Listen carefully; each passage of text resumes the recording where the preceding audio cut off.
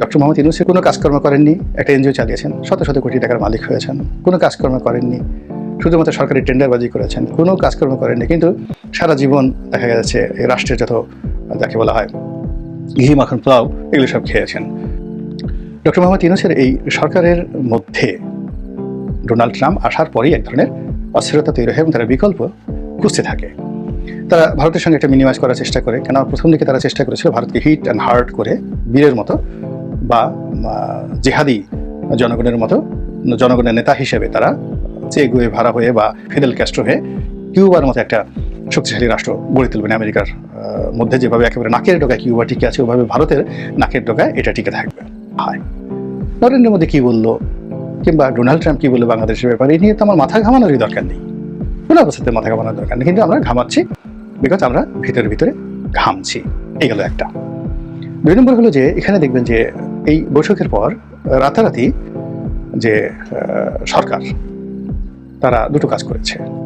প্রথম কাজ হলো ডিসেম্বর মাসে নির্বাচন হবে এরকম ডক্টর মোহাম্মদ ইউনূস একটা ঘোষণা দিয়ে এসেছেন দুবাইতে বসে, যখন এই বৈঠক চলছিল নরেন্দ্র মোদী এবং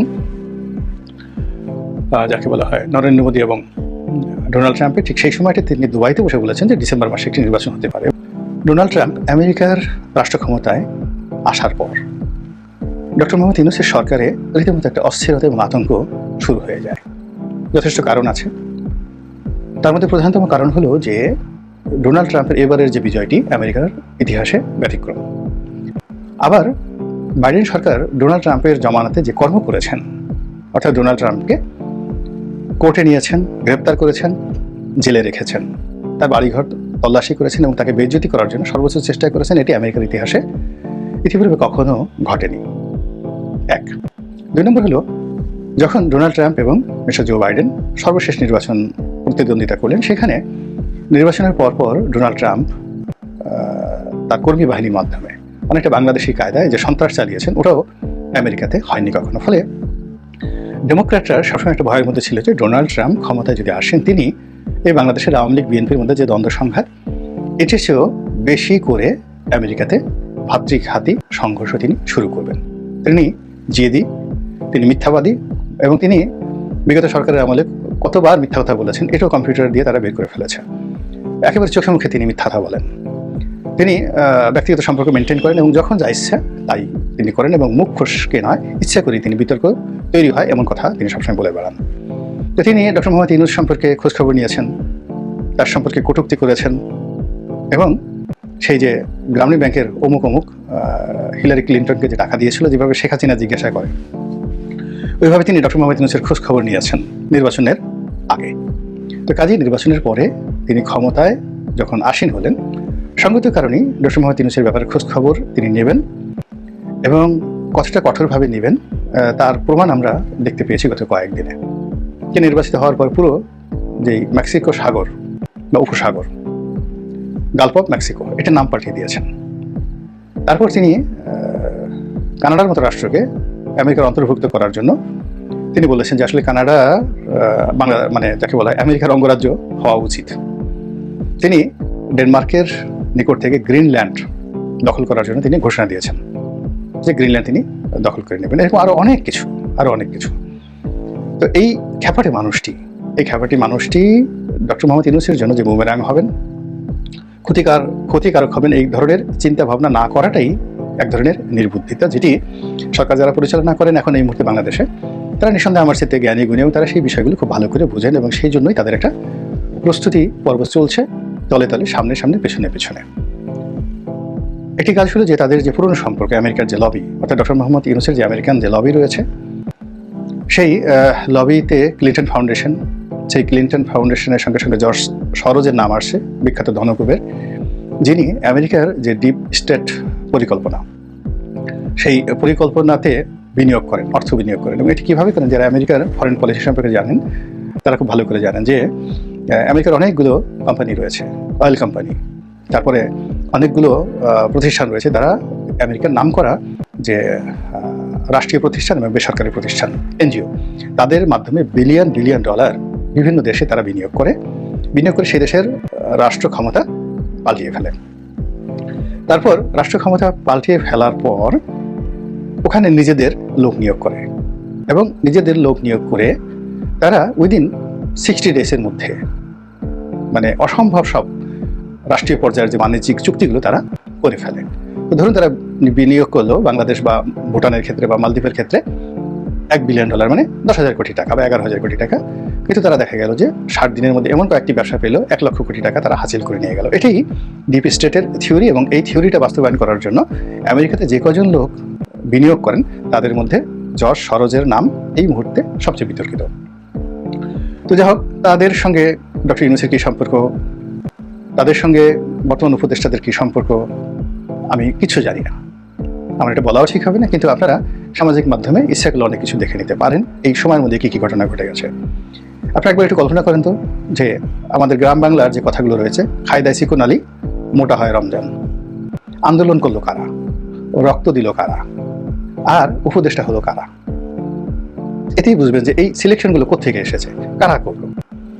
এই আন্দোলনের সঙ্গে সেই যমুনাতে যারা বসে আছে, কেউ বিশেষ সহকারী, কেউ অমুক অমুক থমুক, মানে ইত্যাদি যে পদ পদবীগুলো একেবারে ম্যাটিকুলাসলি হয়ে গেল 24 ঘন্টার মধ্যে, কারা এই তালিকাগুলো দিল? আমরা বিএনপির লোক, আওয়ামী লীগের লোক, জামাতের লোক, তারপরে শেষে অন্যান্য যারা রাজনৈতিক লোকজন আছে সব টাসকি খেয়ে গেলাম।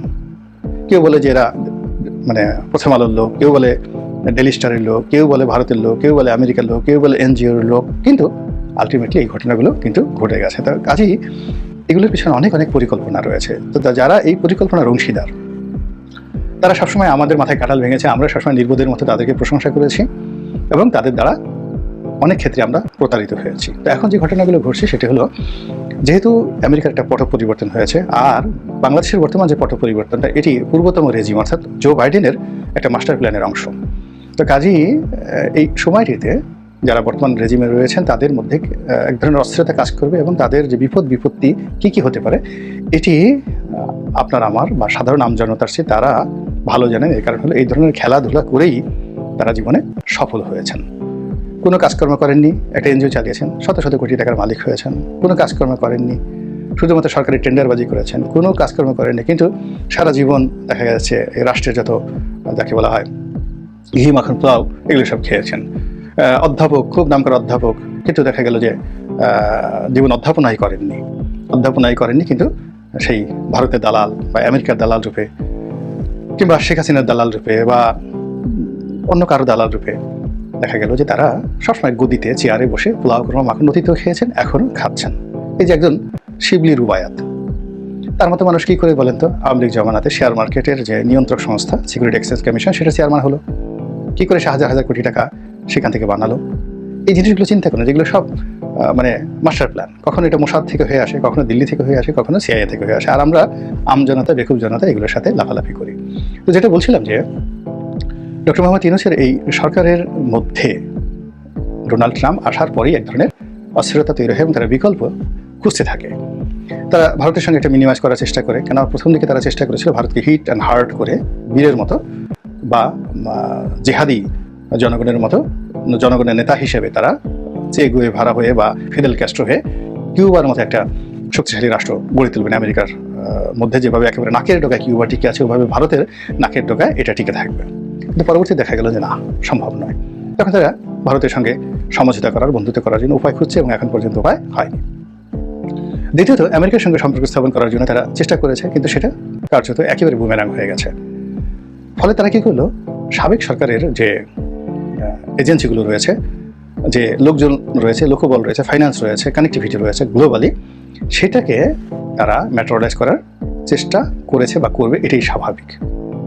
এবং সেই জিনিসগুলো করতে গিয়ে মিস্টার ডোনাল্ড ট্রাম্পের সঙ্গে তাদের যে সম্পর্ক আরও খারাপ হবে, এবং সেই খারাপ হওয়ার প্রেক্ষিতে পর্দার আড়ালে যে অনেক উত্তেজনাকর ঘটনা ঘটছে, অনেক নাটক হচ্ছে, উপনাটক হচ্ছে, সেগুলো আমরা কিন্তু মোটামুটি বুঝতে পারছি। এবং অতি সম্প্রতি মিস্টার ডোনাল্ড ট্রাম্প এবং মিস্টার নরেন্দ্র মোদীর যে বৈঠক, এই বৈঠক নিয়ে যেভাবে আমজনতা উত্তেজিত, অস্থিরতায় ভুগছে, আওয়ামী লীগের লোকজনের মধ্যে যেভাবে একটা উল্লাস দেখা যাচ্ছে, একইভাবে সরকারের মধ্যে কিন্তু অস্থিরতা দেখা যাচ্ছে। এবং অস্থিরতার লক্ষণ বা ভয় পাওয়ার লক্ষণটা হলো এইরকম, যেমন ধরুন আপনি গ্রামের একটা রাস্তা দিয়ে যাচ্ছেন গভীর রজনীতে, একা খুবই আধুনিক বিজ্ঞান মনস্ক, কোনোদিন ভূত প্রেতকে আপনি বিশ্বাস করেননি, অমাবস্যা রাত্রি, কিন্তু সেই দিন আপনাকে ভূতের ভয় পেয়ে বসলো, এবং সেই ভূতের ভয়ের মধ্যে আপনি যাচ্ছেন, নিজের কাছে নিজে লজ্জা পাচ্ছেন যে আমি এত বিজ্ঞান মনস্ক, আমার এত ভয় কেন, কেন আমার হাত পা ঠকঠক করে কাঁপছে, আমার হৃদয়ের মধ্যে কেন ধুক ধুক আওয়াজ হচ্ছে, দিল কেউ না ধাক ধাক করে, এরকম কেন হচ্ছে।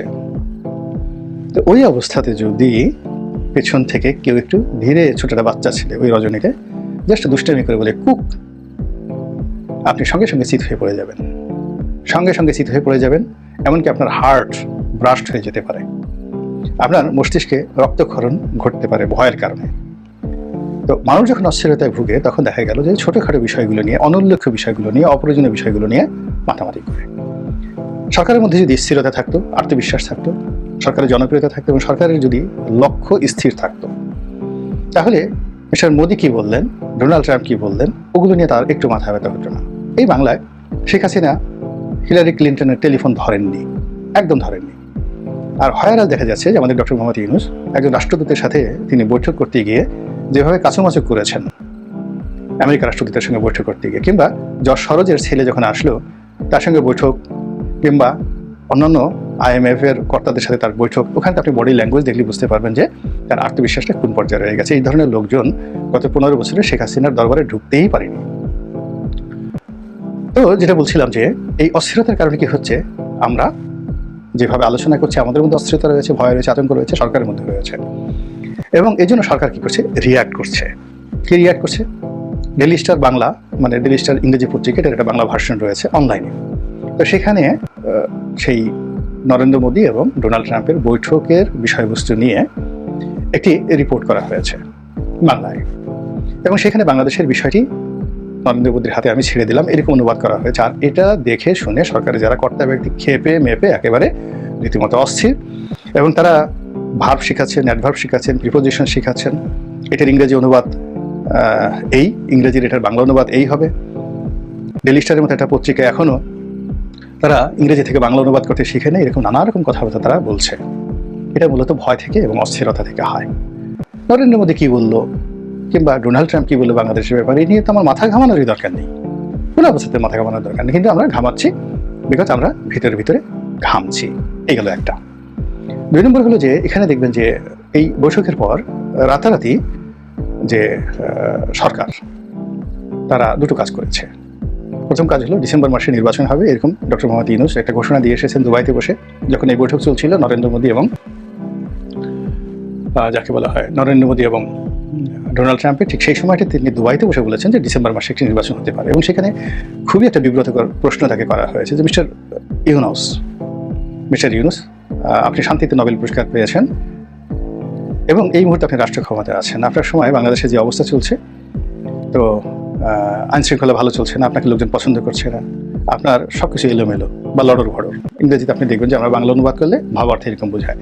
তো এইগুলো দেখে কি আপনার কোনো অনুশোচনা হয় না, অপরাধবোধ জাগে না? রিগ্রেট, ইংরেজিতে রিগ্রেট শব্দটি ব্যবহার করা হয়েছে, এগুলো দেখে কি আপনার কোনো রিগ্রেট হয় না? তো সেটার উত্তরে ডক্টর মোহাম্মদ ইউনূস কী বলেছেন আপনারা একটু শুনে নেবেন। প্রাসঙ্গিক হয়নি, এবং এর চেয়ে যাকে বলা হয় বিশ্ব মঞ্চে বসিয়ে এরকম একটা গ্লোবাল প্ল্যাটফর্মে একজন সরকার প্রধানকে উঠিয়ে এই ধরনের প্রশ্ন করাটাই রীতিমতো অবমাননাকর। উত্তর দেওয়া তো পরের বিষয়। তো যাই হোক, এরই পরিস্থিতিতেও তিনি সেই ইলন মাস্কের সাথে কথা বলে চেষ্টা করেছেন যে তার যে বাংলাদেশে তার যে ইমেজটা আছে জনগণকে একটা বুঝ দেওয়ার তিনি চেষ্টা করেছেন, এবং সেটা ব্যাপকভাবে প্রচার করা হয়েছে যে ডক্টর মোহাম্মদ ইউনূস ইলন মাস্কের সাথে কথা বলেছেন। কেন বলেছেন, কী বলেছেন, এগুলো নিয়ে এখন আবার রীতিমতো ট্রল হচ্ছে। যাই হোক, দ্বিতীয়ত যেটা হচ্ছে তিনি বাংলাদেশে এসেই তড়ি ঘড়ি করে একেবারে তার শরীরটা তো আসলেই ভালো না, অসুস্থ মানুষ, বয়স হয়ে গেছে। তো এই শরীর নিয়ে তিনি সেই রাজনৈতিক দলগুলোর সঙ্গে বৈঠক করেছেন এবং তিনি একটা কমিশন করেছেন, ঐক্যমত্যের কমিশন, যে কমিশন তিনি নিজেই চেয়ারম্যান। তার সঙ্গে যারা যারা আছেন তারা বাংলাদেশের সবাই কিংবদন্তি পুরুষ, রাজনীতির মহাপুরুষ। কারা আছেন? প্রফেসর আলী রিয়াজ আছেন, তারপরে সাবেক সচিব সরফরাজ নামক একজন ভদ্রলোক, সরফরাজ বা স্বরাজ এরকম কিছু একটা হবেন, অনেক রিটায়ার করে একসময় স্বরাষ্ট্র সচিব ছিলেন, তিনি আছেন। তারপরে পণ্ডিত প্রবর, বাংলাদেশের কিংবদন্তি ব্যক্তিত্ব ডক্টর বদিউল আলম, তিনি আছেন। এরপরে সাংবাদিক কুলোর শিরোমণি, সাংবাদিকদের যাকে বলা হয় উজ্জ্বল নক্ষত্র, জনাব মনির হায়দার, তিনি আছেন তারা, এবং শিক্ষক কুলো শিরোমণি যাকে বলা হয় আরবিতে মাদ্দা জিল্লুহুল আলী, জনাব আসিফ নজরুল। তো ওনারা সবাই এক টেবিলে বসেছেন, মঞ্চে বসেছেন, মঞ্চে বসে মধ্যমণি বানিয়েছেন ডক্টর মোহাম্মদ ইউনূসকে। আর তাদের সামনে দর্শক সারিতে যারা বসেছেন, কর্নেল ওলির মতো লোক বসেছেন, বিএনপি নেতারা বসেছেন, এবং ওখানে বসে বসে সমস্ত রাজনৈতিক দলের সঙ্গে তারা একটা ঐক্যমত তৈরি করার চেষ্টা করেছেন। এমন জান্নাতি দৃশ্য, এবং ওখানে যারা দাড়িওয়ালা লোকজন ছিলেন, সাদা পোশাক পরা ছিলেন, টুপিওয়ালা লোকজন ছিলেন, তাদের সেই যাকে বলা হয় শ্বেত শুভ্র বেশ বাসে এবং আতর গোলাপের যে সুগন্ধে ওই রুমটি যে মশহুর হয়ে পড়েছিল, মৌ মৌ করছিল, এটি আমরা ছবিতে সেটা দেখতে পাই। তো এই যে তার যে সদিচ্ছা রাজনৈতিক দলগুলোর সঙ্গে সম্পর্ক করার, এটি কেন হলো? এটি তো আগে এভাবে তিনি এভাবে হয়নি। যাই হোক, এইভাবে যতই তিনি চেষ্টা করছেন আর যত কিছু করারই চেষ্টা করছেন, সেগুলোতে রীতিমতো অস্থিরতা দেখা যাচ্ছে। উপদেষ্টা পরিষদের নতুন লোক নিয়োগ করা হবে। ছাত্র যারা সমন্বয়ক রয়েছেন তারা সেখান থেকে পদত্যাগ করে নতুন রাজনৈতিক দল করবেন। জাতীয় নির্বাচনের আগে স্থানীয় সরকার নির্বাচন হবে, এবং এটা করতেই হবে। এটা না করলে এই সরকারের কার্যত অস্তিত্ব নিয়ে টানাটানি লাগবে। এইরকম একটা যাকে বলা হয় জিত, সেই এই সরকারের সামনে পেছনে যারা লোকজন রয়েছেন, সরকার সমর্থনকারী, সবাই সেটা হৃদয়ে ধারণ করে বিএনপির সাথে রীতিমতো ফাইটে নেমেছেন। আর বিএনপি যে কোনো মূল্যে ডিসেম্বরে নির্বাচন করাবে, জাতীয় নির্বাচন, এবং জাতীয় নির্বাচনের আগে স্থানীয় নির্বাচন করতে দেবে না। তো এই যে একটা টাগ অফ ওয়ার, সেই টাগ অফ ওয়ারের মধ্যে মিস্টার ডোনাল্ড ট্রাম্পের যে বক্তব্য, বাংলাদেশের বিষয়টি নরেন্দ্র মোদীর হাতে ছেড়ে দিলাম।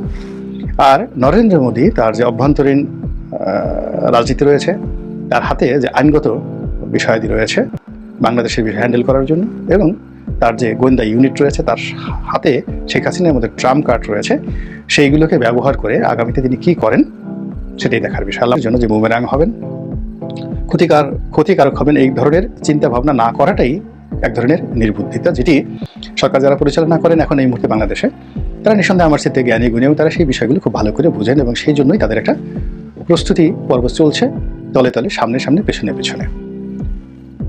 একটি কাজ হলো যে তাদের যে পুরনো সম্পর্ক, আমেরিকার যে লবি, অর্থাৎ ডক্টর মোহাম্মদ ইউনূসের যে আমেরিকান যে লবি রয়েছে, সেই লবিতে ক্লিন্টন ফাউন্ডেশন, সেই ক্লিন্টন ফাউন্ডেশনের সঙ্গে সঙ্গে জর্জ সরোজের নাম আসছে, বিখ্যাত ধনকুবের, যিনি আমেরিকার যে ডিপ স্টেট পরিকল্পনা, সেই পরিকল্পনাতে বিনিয়োগ করেন, অর্থ বিনিয়োগ করেন। এবং এটি কীভাবে করেন? যারা আমেরিকার ফরেন পলিসি সম্পর্কে জানেন তারা খুব ভালো করে জানেন যে আমেরিকার অনেকগুলো কোম্পানি রয়েছে, অয়েল কোম্পানি, তারপরে অনেকগুলো প্রতিষ্ঠান রয়েছে, তারা আমেরিকার নাম করা যে রাষ্ট্রীয় প্রতিষ্ঠান এবং বেসরকারি প্রতিষ্ঠান, এনজিও, তাদের মাধ্যমে বিলিয়ন ডলার বিভিন্ন দেশে তারা বিনিয়োগ করে সেই দেশের রাষ্ট্র ক্ষমতা হয়।